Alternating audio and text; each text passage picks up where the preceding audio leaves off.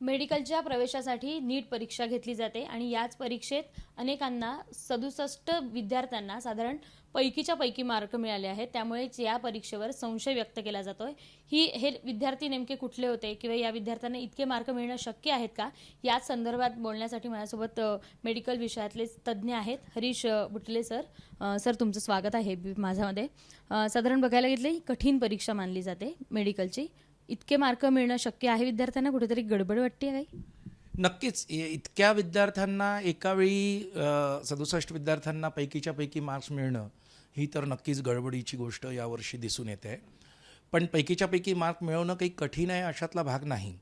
काही विद्यार्थी जे अतिशय उत्तम तयारी करतात तर त्यांना ते मिळू शकतात, नाही अशातला भाग नाही. पण ते 4-5 विद्यार्थी समजू शकतो आपण, पण 67 विद्यार्थी एकाच वेळी हे अनाकलनीय असा निकाल यावेळी लागलेला आहे.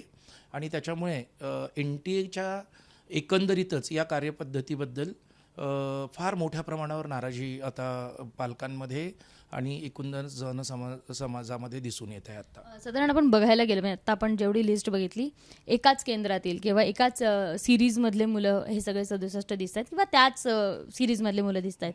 तर हे कुठेतरी एका ठिकाणीच किंवा एकाच केंद्रावर घोटाळा झाल्याचा असं काही संशय व्यक्त केला जातोय सध्या. हे सगळं बघता आपल्या असं लक्षात येतं की आपल्याला एकूण काही ठराविक ठिकाणी, जसं हरियाणामधले काही सेंटर राजस्थानातले, काही सेंटर महाराष्ट्रातले, काही सेंटर तिकडे आपल्या कर्नाटकामध्ये, ठराविक ठिकाणाहून एकापेक्षा जास्त विद्यार्थी किंवा काही ठिकाणी 10-12 विद्यार्थी हे त्या 720च्या यादीमध्ये आहेत, त्या ठिकाणी शंका निर्माण होत आहे. आणि ही शंका येण्याचं कारणही अगदी असं आहे की काही ठिकाणी तर त्या मुलांनी जो फॉर्म भरलेला आहे त्यांचं फक्त नाव आहे, त्याच्या आईचंही नाव नाही ना वडिलांचंही नाव नाही. मुळात हे फॉर्म तरी कसे ॲक्सेप्ट झाले याच्यापासूनचा तो सगळा प्रश्न आहे. कारण एक बघितलं गेलं तर फॉर्म ॲक्सेप्टन्स हा खूप मोठा विषय असतो. साधारण मायनर चूक असली तरी फॉर्म ॲक्सेप्ट होत नाही. आईचं किंवा वडिलांचं नाव नसलं तर फॉर्म ॲक्सेप्ट होणं शक्यच नाही आहे. मग हे कुठेतरी पेपर फुटल्याचं असू शकतं की वेगळा घोटाळा काहीतरी असू शकतो? पेपर फुटल्याचा तर संशय असण्याची शक्यता आहेच, पण त्याहीपेक्षा हा घोटाळा म्हणजे मध्ये 2 दिवसासाठी फॉर्म भरण्याची जी काही विंडो त्यांनी ओपन केलेली होती, तर त्यावेळी हे काही फॉर्म्स भरल्या गेलेले असण्याची शक्यता आहे. आणि याचं कारण NTAने आत्ता जो काही खुलासा केलेला आहे की एवढे सगळे विद्यार्थी 67 विद्यार्थी पहिल्याच क्रमांकावर कसे किंवा एकाच केंद्रांवरचे कसे किंवा त्यांचा मेरिट नंबर तुम्ही कसा लावला, कारण की 720 गुण सगळ्याच विद्यार्थ्यांना मिळाले तर इंटरचे मेरिट काढताना प्रॉब्लेम जातो. आता कोणाला पहिलं धरायचं आणि कोणाला शेवटी धरायचं हा तो प्रश्न येतो. तर त्यांनी त्याच्यासाठी काहीतरी गजब लॉजिक अगदी सांगितलं आहे असं म्हणतात. त्याच्यावर अजून पुष्टी नाही झालेली की ज्यांनी फॉर्म पहिले भरले त्यांना पहिले प्राधान्य आणि नंतर भरलेल्यांना नंतर प्राधान्य, असं कधी साधारण 1.5 महिना वगैरे ही सगळी प्रोसेस चालू असते. मग पहिला कोण आणि शेवटचा कोणाचा प्रश्न उरत नाही. पण आता त्यांच्याजवळ पर्याय नाही. 720 सगळ्यांनाच आहे. इंटरचे मेरिट काढणार कसं?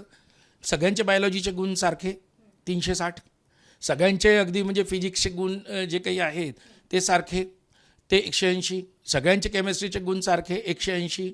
आता कोणाला पहिला आणि कोणाला दुसरा आणि तिसरा ठरवायचा म्हटल्यानंतर मग ते त्यांच्या वयानुसार अगदी किंवा काय या पद्धतीने गेलं असतं. पण तो पण क्रायटेरिया आता मागे काढून टाकलेला होता. मग यांच्याजवळ दुसरा क्रायटेरियाच कुठला राहिलेला होता? सगळ्यात महत्त्वाची गोष्ट, हे जेव्हा सगळे विद्यार्थी एम्स दिल्ली मागतील तर कोणाला ते मिळेल आणि कोणाला नाही मिळेल याच्यासाठी पुन्हा रस्सीखेच होणार. भविष्याचे डॉक्टर्सवर प्रश्नचिन्ह उपस्थित होतं याच्यात ना? नक्कीच. याचं कारण अशा पद्धतीच्या गोष्टी झाल्यामुळे आता एक खूप मोठी शंका निर्माण झालेली आहे.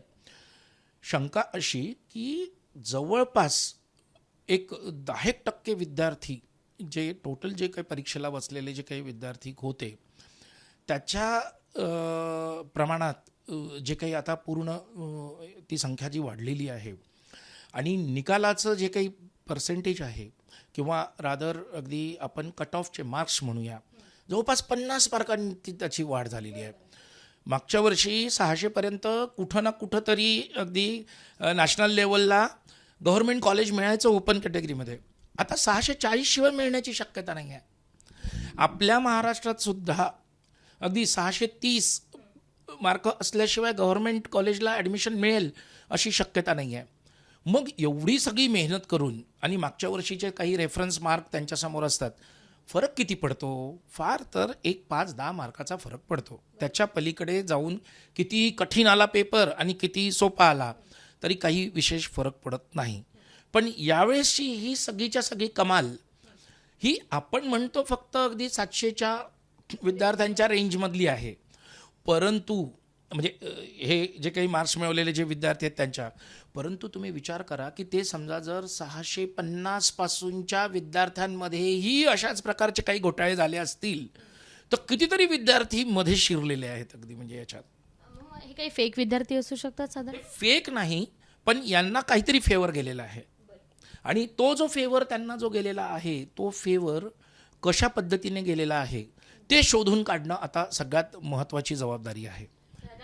हे जर पूर्ण प्रकरण बाहेर आलं तर एक मोठा घोटाळा पुन्हा एकदा समोर यायची तयारी आहे. नक्की. हा घोटाळा म्हणजे आता तर सगळ्यात पहिल्यांदा यांनी शोधलं पाहिजे की एकाच केंद्रांवरनं एवढे विद्यार्थी आले कसे, त्यांचे फॉर्म्स एकाच ठिकाणून कुठून भरले गेलेले होते का, ते कोणी भरले होते, त्या विद्यार्थ्यांना त्यांची जी काही तयारी जिथे कुठे सुरू होती त्यांना जनरलमध्ये किती मार्क्स मिळत होते. माझ्या कानावर एक आता अनऑफिशियली ते आलेलं आहे, त्याच्यामुळे मला पुष्टी नाही करता येत आहे त्याची, की साधारण 350-400 मार्काचा वजूद असलेला विद्यार्थी एकदम 720पर्यंत पोहोचलेला आहे म्हणतो अगदी. तर हे कसं काय अगदी कळत नाही. आणि त्याहीपेक्षा सगळ्यात महत्त्वाची गंमत अशी आहे, महाराष्ट्रात असे 11 विद्यार्थी आहेत. आता आम्हाला माहिती आहे की कोणी 720 मिळवलेले आहेत असे. आमच्या डीपरच्या परीक्षेच्या माध्यमातून तर राज्यातले टॉपर्स कोण आहेत ते आम्हाला गेली 17 वर्ष कळतच असतं. कारण काय आता हे 18वं वर्ष आहे, तर जवळजवळ 15 वर्ष अगदी आम्ही बघतोय. आणि जेव्हापासून ही सुरू झाली, नीट सुरू झाली, त्याचे टॉपर्स सगळे अगदी याच्यातूनच असतात. SML मॅच होतात आणि राज्यातले सगळे जे विद्यार्थी आहेत हुशार, ज्यांना या रेसमध्ये राहायचं असतं ते याच्यामध्ये असतातच. त्याच्यामुळे आम्हाला कल्पना आहे की किती विद्यार्थी ते मिळवू शकले असतील. त्यातली ती म्हणजे नेहा माने नावाची जी विद्यार्थिनी आहे ती जेन्युइन कितीनी ते मिळवले असू शकतात अगदी. पण आता विचार करा की एवढे विद्यार्थी पहिले आले तरी यावेळी कोणताही कोचिंग क्लास किंवा कोणतंही कॉलेज फार मोठ्या प्रमाणावर हे विद्यार्थी आमचे आहेत असं म्हणायला पुढेच येत नाही आहे. कारण दरवेळेस एकाच विद्यार्थ्याचा बऱ्याच बॅनर्सवर आपण फोटो पाहिलेत. एक्झॅक्टली. पण हे विद्यार्थी आपले आहे असं म्हणायला ही लोक का पुढे येत नाही आहे किंवा कुठे दिसत नाही आहे तेवढे 11च्या 11 हे विद्यार्थी ते कुठे आमचे आहेत म्हणून कुठेतरी एकत्रित प्लेस झालेले दिसत नाही आहे. तर इथंच आता ती शंकेची पाल पुन्हापणे आणि चुकचुकते आहे. तर हे शोधायला पाहिजे. आता ही खरं तर तुम्हा माध्यमांसाठी ही शोधपत्रिकेतच अगदी म्हणजे तो साधारण ही गंभीर बाब आहे. म्हणजे या परीक्षेत असं जर सगळं होत असेल तर हे मोठा घोटाळा समोर येईल. याचे परिणाम काय असू शकतात? आता याचे परिणाम असे आहेत की समजा अशा पद्धतीने विद्यार्थी जे जेन्युइन नाही आहे, जे डिझर्विंग नाही आहे, अशा विद्यार्थ्यांना MBBSच्या जागा मिळू लागल्या तर पुढे होणारे जे डॉक्टर्स आहेत ते त्यांची मानसिकता पुढे UGच्या वेळी पण तशीच असेल. म्हणजे PGच्या वेळी पुढे चालून अगदी म्हणजे आता UGला केलं, शिकताना UGमध्ये म्हणजे अंडर ग्रॅज्युएटचं पूर्ण एज्युकेशन कंप्लीट करेपर्यंत आणि नंतर पुन्हा अगदी म्हणजे PGसाठी हे असेच कुठेतरी प्रयत्न करतील आणि मग चुकीच्या पद्धतीने नॉन डिझर्विंग विद्यार्थी डॉक्टर्स होतील आणि हेल्थ म्हणजे पूर्ण अगदी आपलं जे काही वैद्यकीय क्षेत्र जे आहे ते मोठ्या प्रमाणावर त्याचं नुकसान होणार आहे आणि हे समाजाला भोगावं लागणार आहे. पण याचा दुसरा परिणाम मी खास करून सांगतो. हे का घडतं आहे याच्याकडे आपण आता लक्ष घातलं पाहिजे. यावर्षी 25 लाखापेक्षा जास्त विद्यार्थी या परीक्षेला बसलेले होते. परीक्षा एकच असली, केंद्रीकृत झाली की मोठ्या प्रमाणावर घोटाळ्यांना वाव असतो. आपण सगळीकडे बघतो जे काही अगदी एकच अगदी पद्धतीचं काम होतं, सेंट्रली काहीतरी व्हायचं गेलं की त्याच्यामध्ये घोटाळ्यांचं प्रमाण मोठ्या प्रमाणावर वाढतं आणि ते घोटाळे याच्यासाठी केले जातात की त्याच्यामध्ये आर्थिक स्टेक खूप मोठ्या प्रमाणावर असतात. आतासुद्धा हे जे काही सहजासहजी मार्क जे काही वाढले हे कशामुळे वाढले माहिती आहे का? ऐन वेळेवर यांनी 12वीत असताना विद्यार्थ्यांचा सिलेबस कमी केला NCERTचा. ओके. आणि तो सिलेबस करून थोडा जुना NCERT हा असा त्याच्यातही मिक्स झालेला होता त्यांचा. तर तो जो काही पार्ट आहे तो कमी करायचा जर त्यांना होता तर ही मुलं 11वी जेव्हा प्रवेश झाली होती तेव्हाच करायला पाहिजे. कारण की 11वी आणि 12वी 2 वर्षाचा हा सिलेबस असतो. त्यांना कुठलेही चेंजेसमध्ये द्यायला नको असतात. म्हणजे आमच्यासारख्या संस्थांना तर अगदी म्हणजे इतकं यावर्षी अलर्ट राहावं लागलं की आमचं पेपर सेटिंग अगोदर होऊन गेलं होतं. पण मग विद्यार्थ्यांनाही तेवढं अलर्ट राहायला लागलं असेल, कारण सिलेबस बदलला, त्यांचं पण डिस्टर्बन्स थोडंसं वाढलं असेल. नक्कीच. पण विद्यार्थ्यांना हा मोठा आनंदाचा भाग होता. कारण की त्यांच्यावरचं बर्डन कमी झालं आणि ते बर्डन कमी झाल्यामुळे हा निकाल वाढला. याच्याबद्दल वाद नाही. निकाल तर वाढणार होताच, याच्याबद्दल वादच नव्हता. आम्हाला आमच्या पहिल्याच परीक्षेत ते संकेत मिळून गेले होते की यावर्षी 700च्या वरती तुफान अगदी विद्यार्थी संख्या अगदी येणार आहे. पण एवढं त्याची म्हणजे एवढं चक्रीवादळासारखं वावटळ अगदी एवढी मोठी येईल असं वाटलेलं जरूर नव्हतं. आम्ही आमच्या या मागच्या 8 वर्षाच्या सत्रापासूनच्या इतिहासात आम्ही बघतोय की आत्तापर्यंत 700च्या वरचा आमचा कॅम्प 19 विद्यार्थ्यांचा होता, जो महाराष्ट्रातला सगळ्यात मोठा असणार आहे. कारण की आम्ही न्यूट्रल एजन्सी आहोत. सगळीकडले विद्यार्थी आमच्याकडे परीक्षामध्ये येतात. ओके, त्याच्यामुळे सर्वात जास्त ते विद्यार्थी आमच्याच याच्यावर असू शकतात.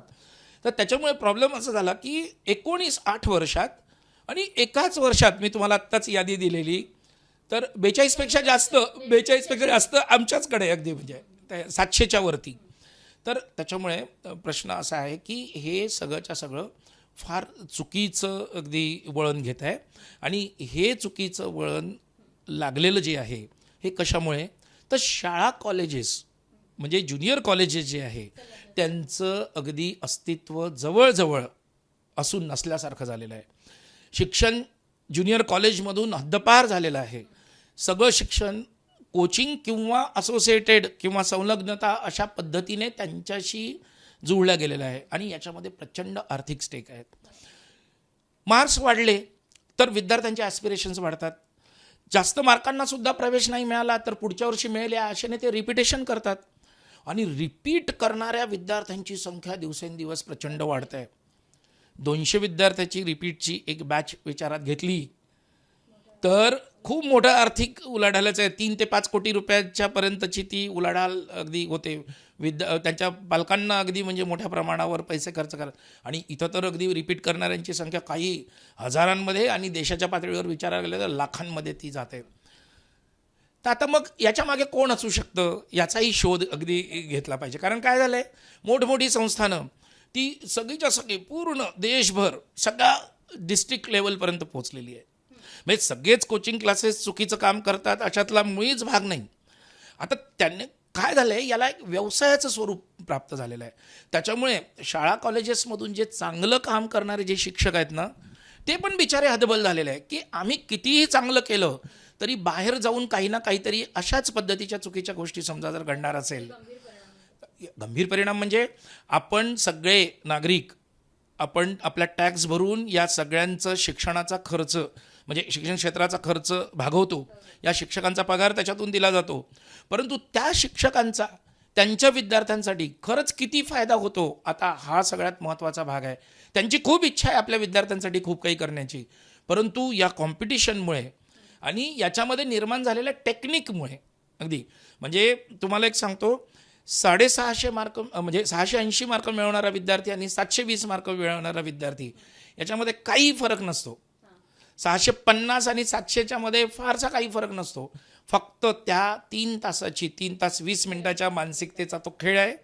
ते टेक्निक ज्याला जमलं ते अगदी त्याच्यातनं हे होतात. आणि म्हणूनच डीपरची जी मॉक एक्झाम जी आहे तिला आम्ही रिअल मॉक का म्हणतो, म्हणजे 10 विद्यार्थी सरकारी आणि 10 विद्यार्थी डीपरच्या यादीतले सारखेच असणारी घटना घडलेली आहे. पहिला विद्यार्थी पहिला आणि त्याला जेवढे गुण डीपरमध्ये तेवढेच गुण फायनल परीक्षेत इथपर्यंत ॲक्युरसी देणारी ही राज्यातली सर्वाधिक म्हणजे ॲक्सेप्टेबल अशी ती परीक्षा असल्यामुळे आम्हाला याच्यामध्ये काय घडतं, या क्षेत्रात काय होतं आहे आणि काय नाही याचं पूर्ण डिटेल्स आहेत. आमच्याकडे तर जवळपास मागचे 5-7 वर्ष कोचिंग क्षेत्रात कशा पद्धतीने एकच विद्यार्थी अनेक ठिकाणी कोणत्या पद्धतीने वापरला जातो किंवा कोण्या ठिकाणी अगदी म्हणजे त्यांचे नव्हतेच तरी ते अगदी त्यांनी त्यांचे म्हटले आणि डीपरचा निकाल डिक्लेअर झाल्यावर ते मग उघडं पडलं. अशा पद्धतीचे पण केसेस अगदी झालेले आहेत. पण जर एनटीएच्या या सगळ्या प्रोसेसमध्ये घोटाळा झाला असेल तर ही सगळ्यात मोठी गंभीर बाब आहे. येत्या काळात भारताला पण ते सगळ्या गोष्टींना सामोरं जावं लागणार आहे. नक्कीच एनटीएची विश्वासार्हता या निकालाने पूर्णपणे संपलेली आहे. त्यांनी आता काय काय केले पाहिजे, 1 2 3 4 बुलेट पॉईंट मी अगदी क्लिअर सांगतो. सगळ्यात पहिल्यांदी तर आपल्या या वर्षीच्या निकाल काढण्यात चूक झालेली आहे हे त्यांनी डिक्लेअर केलं पाहिजे, मान्य केलं पाहिजे.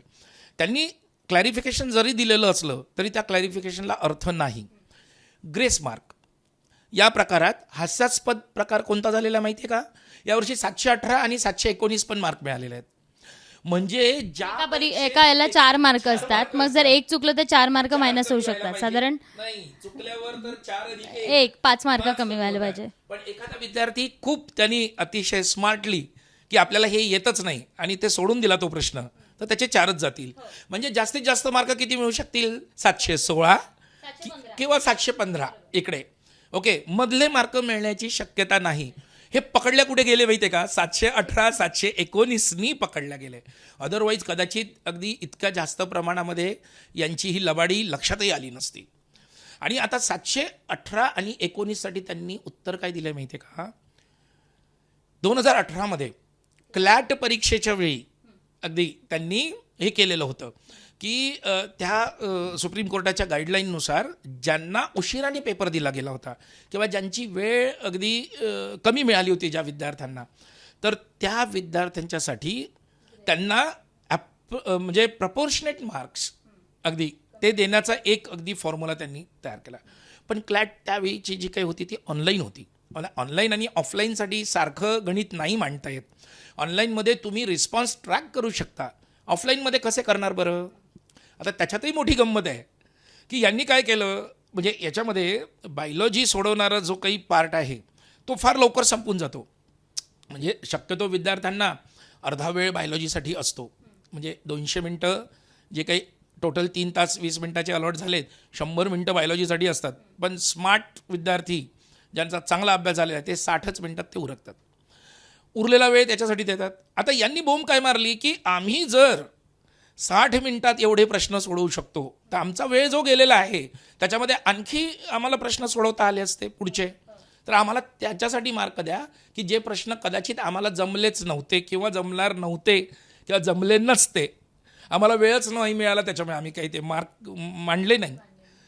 आणि मग फिजिक्स आणि केमिस्ट्रीच्या याच्यामध्ये समजा जर त्यांचा काही अगदी हे मिळाले तर त्यांनी काय सांगितलं आहे, आम्ही -20 to 720 पर्यंतच्या मार्कांना तिथे म्हणजे त्या प्रमाणात ती ग्रेस गेलेली आहे, त्या प्रमाणात ग्रेस गेलेली आहे. याचाच अर्थ सरळ सरळ आहे की हे ग्रेस मार्क कदाचित 100 पासून तर अगदी म्हणजे 300 नाही 300 नाही पण 200 पर्यंत ॲडिशनली अगदी म्हणजे त्यांना दिल्या गेलेले असण्याची शक्यता आहे. जे -20 वालं जे काही आहे तर त्याचं ते काहीच झालंच नसेल तर ते गेलेलेच आहेत, ते त्याच्याबद्दल वाद नाही. परंतु या ग्रेस मार्काचा हा खेळ याच्यामुळे यावर्षी जेन्युइन जे विद्यार्थी आहेत त्यांचं खूप मोठं नुकसान झालेलं आहे. आणि अनेक पालक हवालदिल झालेले आहेत. अनेकांचे मला फोन येतात, सर एवढे मार्क्स आहेत यावर्षी मिळेल की नाही. पण अगदी त्यांना सांगतो आत्ता तरी टेक्निकली 630 गुण असेल तर जस्ट अगदी म्हणजे होप ठेवू शकता. गव्हर्मेंट कॉलेजची 630पेक्षा कमी गुण असणाऱ्यांनी अगदी त्याच्यापेक्षा 40 गुण कमी कुठलं तरी मेडिकल गव्हर्मेंटमधलं सेमी गव्हर्मेंट ज्याला असं म्हटलं जातं ते तसं नसतं, ते प्रायव्हेट कॉलेजेस जे आहेत ते तर ते मिळू शकतील. त्याच्या खाली मात्र MBBSचे प्रवेश जाणार नाही. साधारण बघायला गेलं तर नीटच्या परीक्षेतला जर हा घोटाळा समोर आला येत्या काळात तर ही कदाचित वैद्यकीय क्षेत्रासाठी सगळ्यात मोठी गंभीर बाब मानली जाणार आहे. कॅमेरामॅन राजेश बिडकरसह शिवानी पांढरे, ABP माझा, पुणे. ABP माझा, उघडा डोळे बघा नीट.